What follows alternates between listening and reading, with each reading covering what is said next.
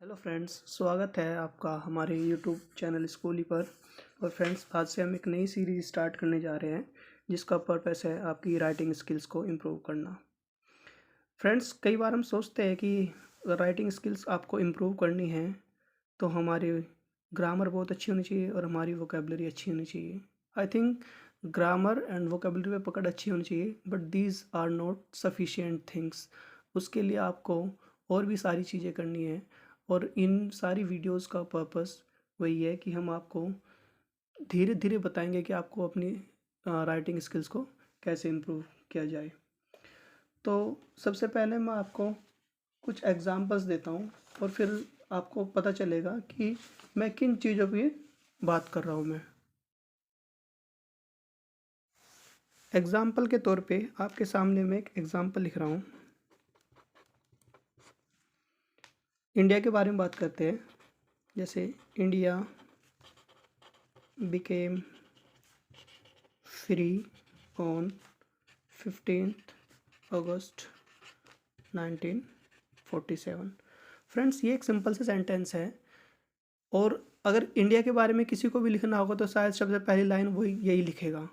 लेकिन अगर आप थोड़े से भी अच्छी आपकी राइटिंग स्किल अच्छी होगी, थोड़ा सा भी आपको और अच्छा तजुर्बा होगा राइटिंग का, तो आप इसी को कैसे लिखोगे? तो उसी सेंटेंस को एक सिंपल सेंटेंस जो था कि India became free on 15th अगस्त 1947, हमने उसको कैसे लिखा? On the midnight of August 14, India attend it's independence when the first PM of India proclaimed, when the world sleeps, India will wake to life and freedom। Friends, हमने क्या किया? हमने एक वही सेम चीज़ लिखी है कि India became free on August 15 1947, लेकिन हम उसमें एक क्या ऐड कर दिया? हमने थोड़ा हमने लिखने का जो अंदाज था हमारा वो चेंज कर दिया। हमने एक जो हमारा फर्स्ट पीएम है उसका एक कोट है, एक सेइंग है उसकी, हमने ये ऐड कर दी। क्या ऐड कर दी? When the world sleeps India will wake to life and freedom.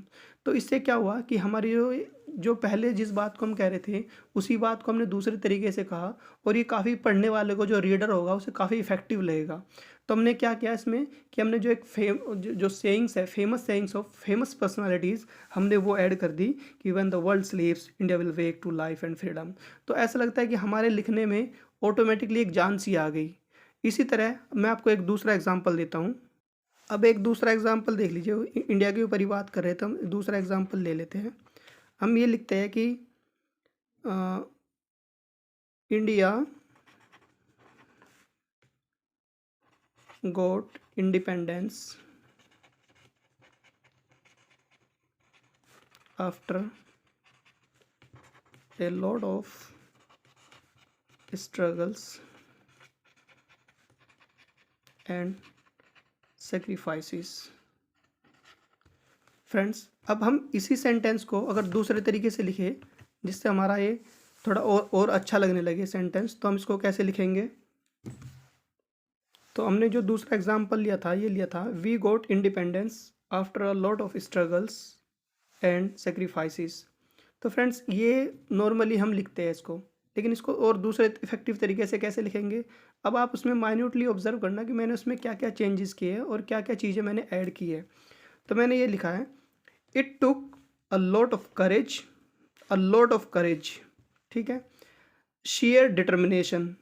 अब ये डिटर्मिनेशन हमने वर्ड यूज़ किया है और इसके सामने एक एडजेक्टिव लगा दिया हमने, शेयर। फ्रेंड्स, मैं ये मान के चल रहा हूँ, जब मैं ये सारी वीडियोस बना रहा हूँ तो मैं मान के चल रहा हूँ कि आपको बेसिक अंडरस्टैंडिंग ग्रामर की है और मैं उस नॉलेज को यूटिलाइज करके आगे आपको कैसे और इम्प्रूव करना है उसको बता रहा हूँ। तो मैंने उसके लिए it took a lot of courage, share determination, share लगा दिया मैंने, जो कि एक एडजेक्टिव हमने यूज़ कर दिया एम्फेसाइज करने के लिए, डिटर्मिनेशन, कंटिन्यूस स्ट्रगल, और हमने स्ट्रगल के सामने एक एडजेक्टिव लगा दिया, continuous struggle, and uncountable number of sacrifices. अब मैं बात तो स्ट्रगल और सेक्रीफाइस कर रहा हूँ, लेकिन मैंने इस तरह से उसको सेंटेंस को मोल्ड कर दिया ताकि थोड़ा एम्फेसिस ज़्यादा हो गया इन चीज़ों पे। To break the shackles of slavery. अब मैंने क्या किया यहाँ, to break the shackles of slavery, इसकी जगह मैं ये भी कह सकता था टू अटेन इंडिपेंडेंस, लेकिन मैंने इसको एक दूसरी लैंग्वेज में इसको और थोड़ा अच्छा बनाने के लिए मैंने क्या किया, to break the shackles of slavery. Shackles मतलब चेन्स ऑफ स्लेवरी, चेन्स या शैकल्स। तो मैंने क्या किया, यहाँ पे मैंने बहुत सारे, एक तो वर्ड्स को एम्फेसाइज करने के लिए मैंने एडजेक्टिव्स डाल दिए पहले, और उसके बाद फिर सिनोनिम्स यूज़ किए मैंने। जैसे इंडिपेंडेंस लिखते तो इंडिपेंडेंस सभी लिखते हैं इंडिपेंडेंस, मैंने क्या लिख दिया, to break the shackles of slavery, यानी जो गुलामी की जो जंजीर है उनको तोड़ने के लिए हमें इतना सब कुछ करना पड़ा। तो हमने क्या किया, यहाँ पे सिनोनिम्स यूज़ किए, और जिससे हमारा थोड़ा सा जो सेंटेंस है और ज़्यादा इफेक्टिव हो गया। तो फ्रेंड्स, जो मैंने आपको दो एग्जाम्पल से समझाया कि हम आपने अपनी बात को कहने के लिए और किस तरह से अपने एक ही बात को कई तरीक़ों से कह सकते हैं और इफ़ेक्टिव वे में कह सकते हैं, इसी तरह हमारे पास इसके लिए बहुत छोटे छोटे से टूल्स हैं। उनमें उन सभी टूल्स को आने वाली वीडियोस में आपको अच्छे से एक्सप्लेन करूँगा। तो जैसे मैंने सबसे पहले जैसे use of famous sayings of great personalities, जो मैंने आपको बताया कि हमने पहले सेंटेंस में यूज़ किया था कि जो हमारा फर्स्ट प्राइम मिनिस्टर है जवाहरलाल नेहरू, उन्होंने क्या कहा था कि when the world sleeps India wakes to life and freedom. तो हमने उनकी एक सेइंग यूज़ की, तो हमारा एक सेंटेंस इफेक्टिव हो गया। इसी तरह से महात्मा गांधी की जैसे फेमस पर्सनालिटी है, उनका एक सेइंग ऐसे कि sanitation is more important than independence. तो हम जैसे क्लीनलीनेस की बात करेंगे या सैनिटेशन की बात करेंगे तो महात्मा गांधी का कोड जो यूज़ करेंगे तो हमारा इफेक्टिव हो जाएगा। दूसरे तरीके से जैसे एक हमारे पास टूल है फिगर्स ऑफ स्पीच। अब फिगर्स ऑफ स्पीच क्या है, इसके ऊपर मैं एक डिटेल्ड वीडियो बनाऊंगा आपको, लेकिन मैं एक एग्जांपल के तौर पे समझाता हूँ आपको। फिगर्स ऑफ स्पीच में क्या है, जैसे बहुत टाइप के होते हैं फिगर्स ऑफ स्पीच, जैसे मेटाफर होता है, सिमिली होता है, पर्सोनिफिकेशन होता है। ये सारी चीज़ें मैं आने वाली वीडियोज़ में आपको डिटेल के साथ एक्सप्लेन करूँगा, लेकिन मैं एक छोटे से एग्जांपल के लिए आपको एग्जांपल देता हूँ कि इससे कैसे हमारा सेंटेंस इम्प्रूव हो जाता है। तो फिगर्स ऑफ स्पीच का एक टाइप है, मैंने भी बताया कि जैसे पर्सोनिफिकेशन है, पर्सोनिफिकेशन, ठीक है। तो इसमें क्या होता है कि हम इसमें जो इनएनिमेट ऑब्जेक्ट्स है या चीज़ें हैं उनको भी हम ऐसे दिखाते हैं जैसे वो पर्सन्स ने की हो ऐसे। तो जैसे हम कहते हैं कि wind blue in such a way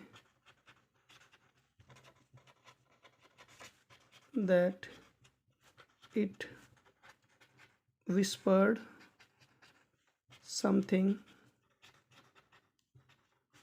into my ears। यानी हम ऐसे कह रहे हैं कि जो विंड इतनी अच्छे से चल रही थी, उस ऐसा लग रहा था कि जैसे विंड हमारे कान में आके कुछ कह रही है। हालांकि विंड एक पर्सन तो नहीं है, लेकिन हमने उसको पर्सोनिफाई कर दिया है। तो इससे हमारा जो सेंटेंस है वो बहुत ही अच्छा हो गया और सामने वाले इंसान को बहुत अच्छा लगेगा इसको। इसे पर्सोनिफिकेशन बोलते हैं। हमने दूसरा एक और टूल ये हमारा जो हम बताया था कि यूज़ ऑफ सिनोनिम्स का हम कैसे यूज़ करते हैं। जैसे किसी सिचुएशन को एम्फेसाइज करने के लिए एक ही टाइप के दो सिनोनिम्स यूज़ कर लेते हैं। जैसे मैंने आपको बताया था कि जैसे shackles to break the shackles of slavery है, तो आप उसकी जगह to break the chains of slavery उसको। तो हम ऐसे सिनोनिम्स, बहुत सारे सिनोनिम्स यूज़ करके भी अपने सेंटेंस को बहुत इफेक्टिव बना सकते हैं। और सिनोनिम्स वगैरह या एंटोनिम्स है जो भी है, ये वोकेबलरी का पार्ट है। और जैसे जैसे हम अपनी वीडियोस आगे कैरी फॉरवर्ड करेंगे तो उनमें हम अपने वोकेबलरी को अच्छा करने के लिए भी कुछ कुछ वर्ड्स डेली सीखते जाएंगे उसमें हम। एक दूसरा और टूल है, एक है ट्रांसफॉर्मेशन ऑफ द सेंटेंसेस, की उसमें एक ही टाइप के सेंटेंस को कई अलग तरीके से कैसे लिख सकते हैं, उसे ट्रांसफॉर्मेशन ऑफ द सेंटेंसेस बोलते हैं। जैसे एग्जाम्पल के तौर पे मैं एक सेंटेंस लिख रहा हूँ, दो he is poor comma he is honest. अब इस सेंटेंस की स्ट्रक्चरिंग में मैं थोड़ा सा आपको ग्रामर भी समझा देता हूँ थोड़ा थोड़ा मैं, और धीरे धीरे जहाँ भी मुझे लगेगा कि मुझे ग्रामर के रूल्स बताने चाहिए आपको, तो मैं वहाँ ग्रामर भी समझा दूंगा आपको। जैसे कुछ जो सेंटेंस दो से स्टार्ट होते हैं, ठीक है, दो, और उसके बाद वो कभी बीच में जब उसका सेंटेंस कनेक्टिव जो वर्ड होगा वो कभी बट नहीं आएगा उसके साथ। जैसे कई बार हम लिख देते हैं ना कि दो he is poor but he is honest, ये ग्रामेटिकली रॉन्ग सेंटेंस है।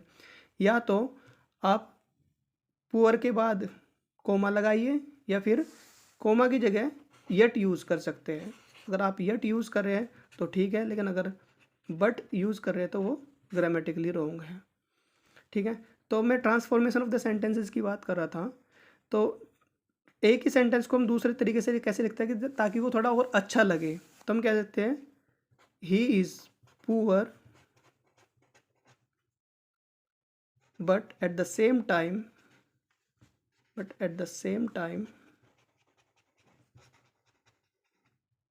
He is honest. तो अब यहाँ मैंने दो हटा दिया तो मैं बट यूज़ कर सकता हूँ।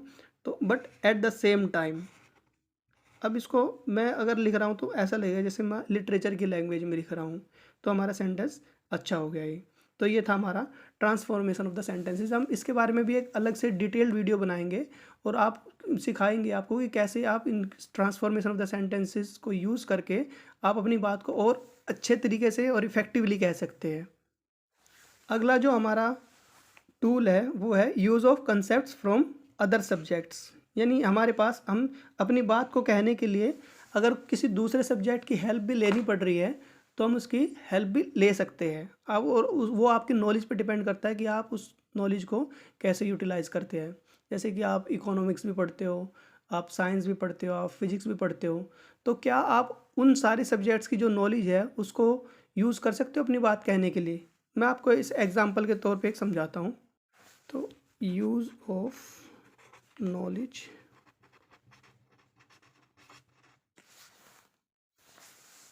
From other subjects. अब जैसे मुझे सन रेज की बात करनी है कि सन रेज जब सन की इंटेंसिटी काफ़ी होती है तो काफ़ी गर्मी हो रही है, तो मैं उसको कैसे लिख सकता हूँ, the sun was so scorching that it seemed as the photons were directly striking at my face। अब क्या है, एक फोटोन्स का कंसेप्ट है कि जो हमारी सन रेज होती है, जो बीम्स होती है, वो फोटोन से मिलकर बनी होती है और फोटोन्स क्वांटाइज्ड फॉर्म में होते हैं।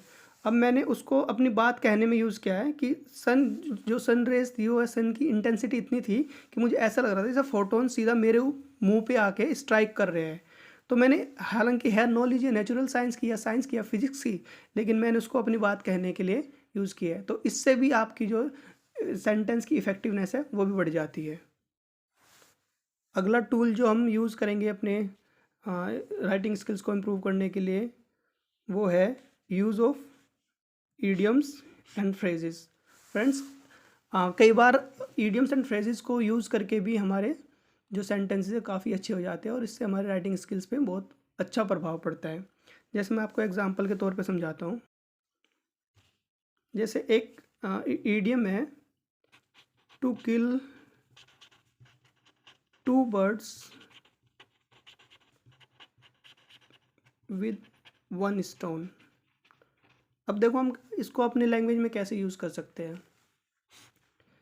जैसे एक सेंटेंस है, investing in tax saving schemes of the government